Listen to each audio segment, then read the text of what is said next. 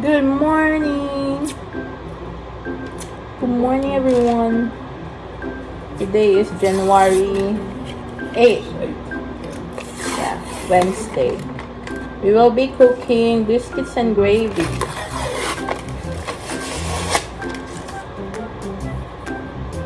Oh!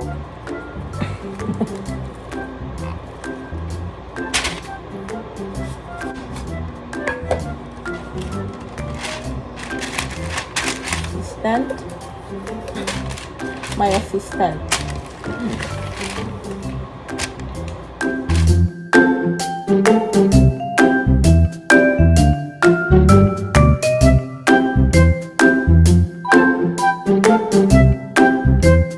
First off, cooking the ground sausage.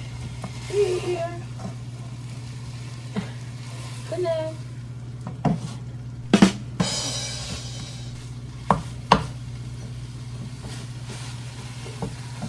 Oh man, grab some more coffee.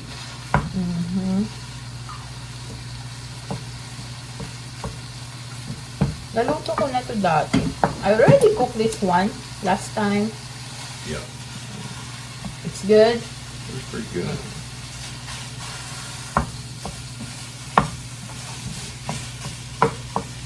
You don't need pepper and salt here because the ground sausage is already. Yeah, it's already got pepper and sage, Mhm. salt, and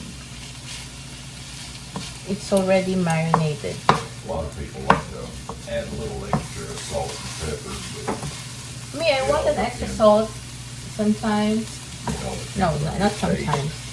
Every time I cook it, I pinch a little salt. They don't everything.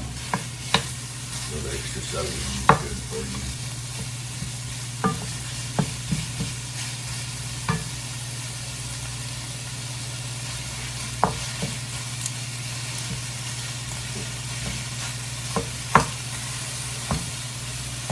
We will put a little water so that it will be good. This little. I'm assuming that's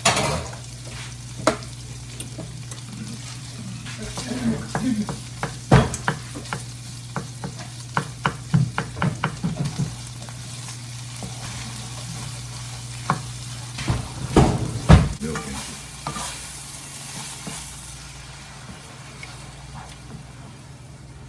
Oh yeah.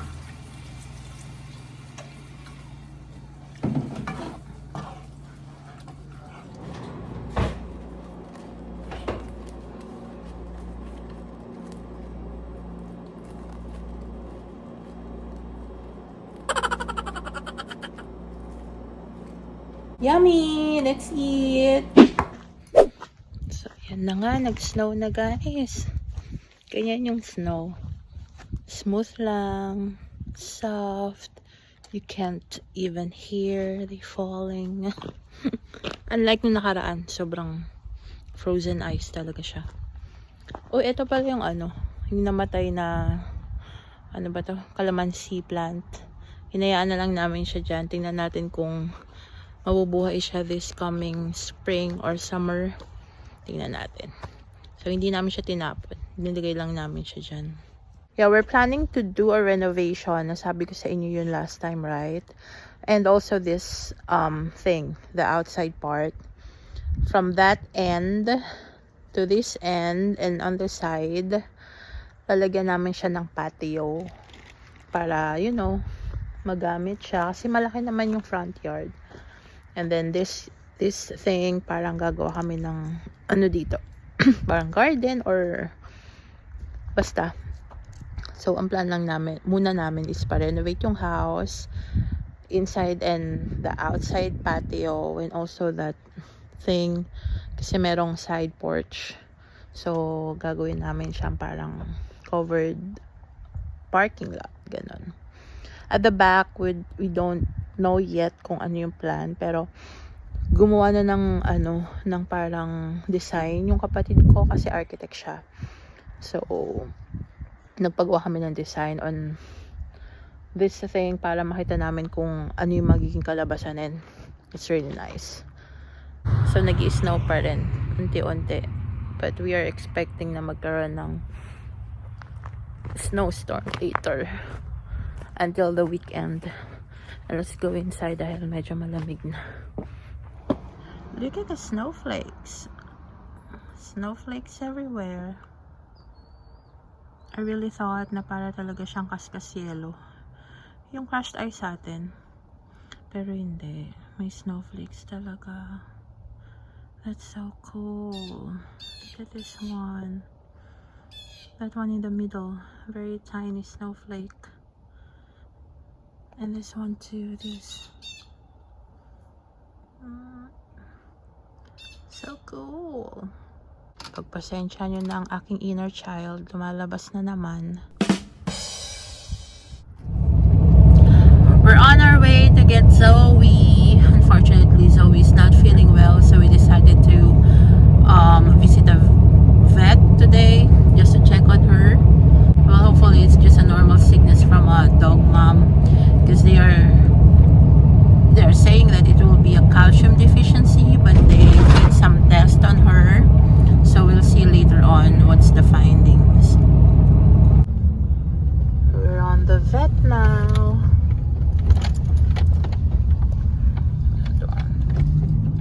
A few moments later. She's getting better. Hindi yan makatayo kanina. Natakot kami. Tapos yung hilingan niya nagkakabul. She's getting better now. Oh my God, Julia. Thank God, you're better. Good job, Mama. Reaper, did you miss Zoe? Yes. Chicken. Yummy, yummy, yummy. Hi, this is you cooking. Yeah, I'm cooking fried chicken. Yeah, this is a chicken. Yeah, minarinate ko na siya kaninang tanghali. Patis, ano pa ba? Pepper, paprika, and what else? Onion powder, no, garlic powder. Ngayon, nilagyan ko lang siya ng cornmeal and all-purpose flour to mix all together and then fry. What's that stuff? That's the gravy. And gravy you're having? Yeah, we will have gravy and mashed potato for dinner and then the chicken. Yeah. Kakauwi lang din namin from vet. Dinala namin si Zoe. She's now recovering kasi kanina hindi siya makatayo. So, yung findings is, what she got? Calcium deficiency. So, naubusan siya ng calcium because of the puppies. The puppies taking all the calcium on her or from her. Kaninang umaga, okay pa naman siya. And then around 1 p.m., naging ano na siya, para siyang lasing. Hindi na siya makatayo, as in. Tapos, hinahabol niya, hininga niya, ganun. Akala namin na poison kasi almost 1 hour siyang wala. Umuwi siya mga 45 minutes after, ganun.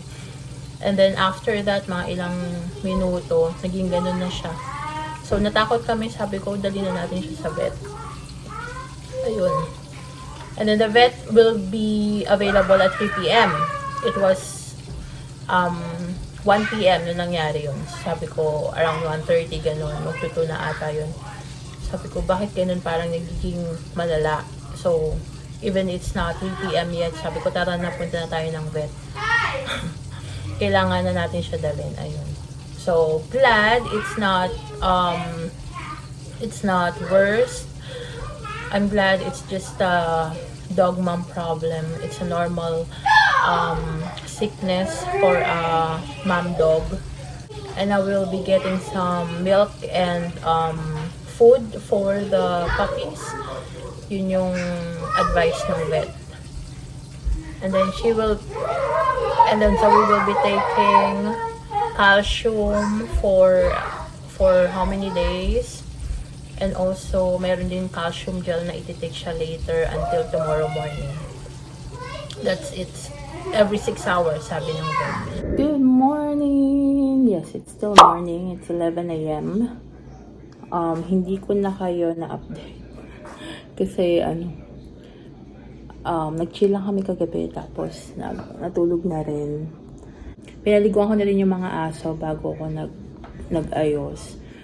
Kasi nga, kailangan na nila maligo. Tapos si Zoe, okay na siya. Marami pa, hindi naman yung ganun karami, pero meron siyang mga vitamins here for calcium. Meron kaming parang gel thing there na binibigay sa kanya until this day. From last night until this day, ititake niya yun. And then, next is itong vitamin na calcium vitamin D preparation for dogs and cats. Yan, phosphorus, I think. Zoe Nash. Here is Zoe now, taking a nap, gaining her energy. Hi, Zoe. She already took a bath, and also Reaper. Say hi. Hi. Hi, babe. Ayan. Maaraw ngayon. It's a sunny day. But still cold. I think it's like 30 Fahrenheit today. 26. Pina-force feed na rin namin yung mga puppies dahil advice ng vet, like once or twice a day lang sila pwede kay Zoe. But for now, we are not allowing them to get some milk from Zoe. Kasi kailangan ni Zoe mag-regain ng calcium. Careful! And then we will clean you later. Kasi ang hirap din pala pumunta ng vet dito. Grabe, ang mahal. Diyos ko. Kung namamahalan ako every time we go to the vet in the Philippines, sa Manila. What more here? Napakamahal. For some tests, like blood test lang. Tapos, pinaputulan namin yung kuko, $20 agad. My goodness.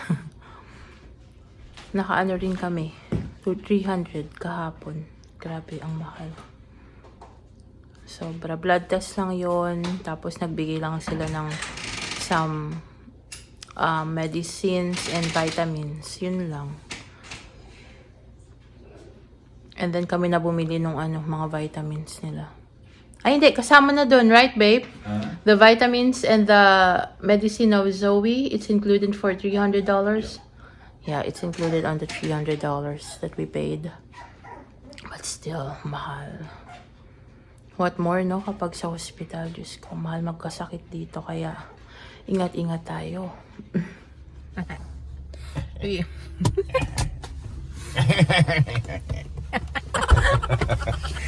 What was you trying to say?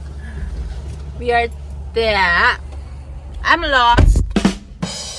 We're currently in the gas station.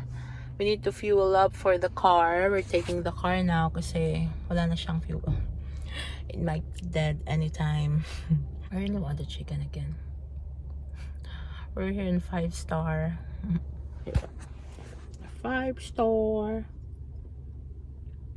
Yep. It's like a mini convenience store. Pero meron silang mga food. Like, mansan, mini stop. Like that. Sabi sa inyo, magyayaya yan eh. He said, do we need anything from the store? I said, I don't know. And then I checked the pantry and all. I listed everything.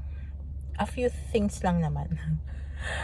So probably we will get something from the store. I don't know where, but we'll let you know. So we're here in Food Line.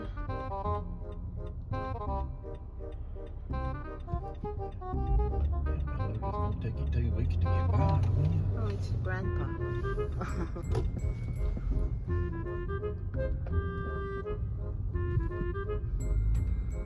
So, nag-aayos lang din ako dito sa pantry. Just need to fix something here para magkasya lahat.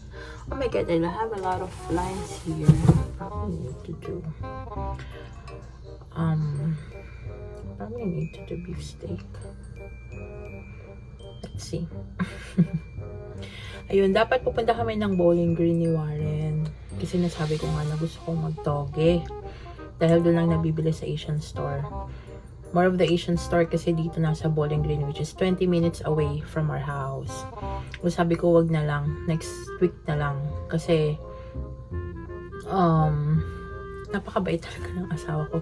Sabi niya, do you need something from the store? Because you know, on the weekend I will be at work, so hindi kita ma-drive or hindi kita masasamahan para i-drive going to the store. Sabi ko, I don't need anything. And when I checked nga, something was like out of stock na dito sa aming mini pantry.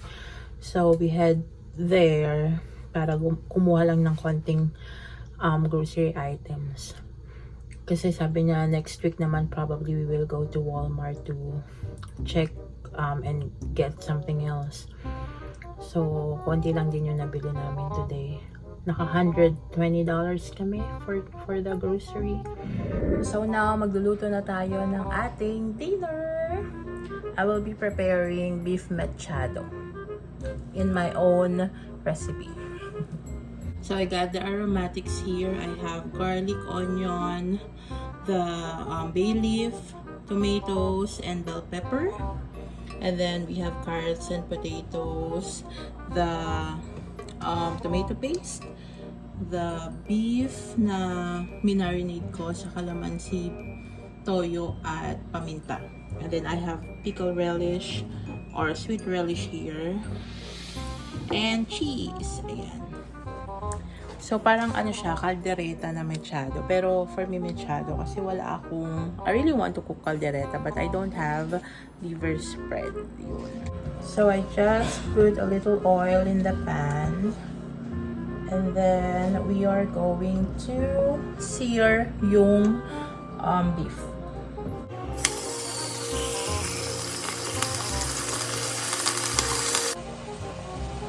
Yeah, making mechado for you. I know you like it. I love you. I love you. Love you.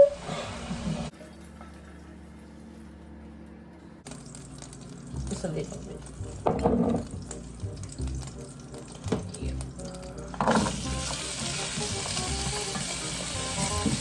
So, set aside lang natin itong ating patatas at carrots. So, sibuyas, bawang.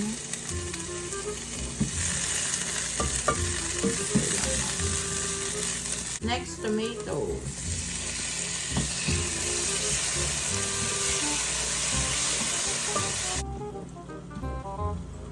So, kapag naluntay na ang ating mga aromatics, add tayo ng tomato paste. Mga 2 tablespoons.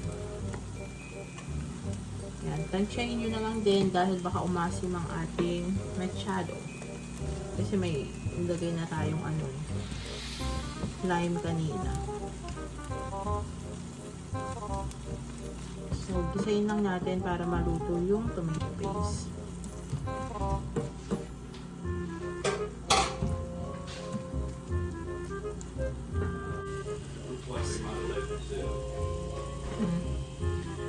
Now we're adding the beef para maano din siya, mag-isa. Gisayin lang natin ng bahagya.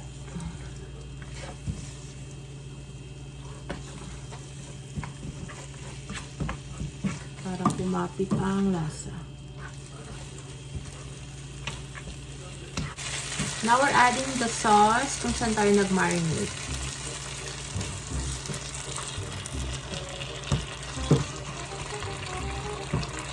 Let's just simmer.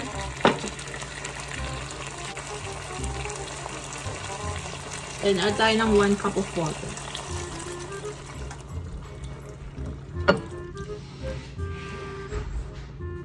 I think this will be enough.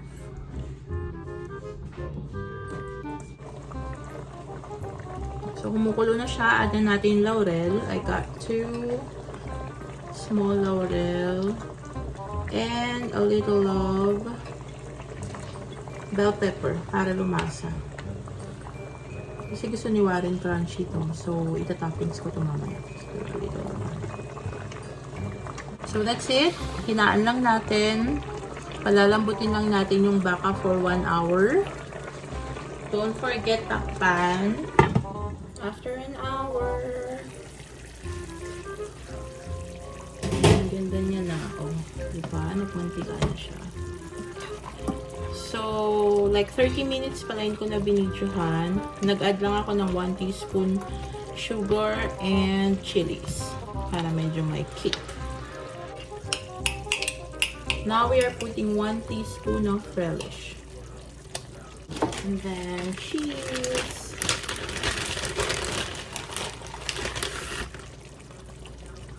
We're also going to add this. I also added the rest of the bell pepper. Then tinanggal ko na rin yung bay leaf kasi ayaw ni Warren yun. Done! Dinner time! Let's eat!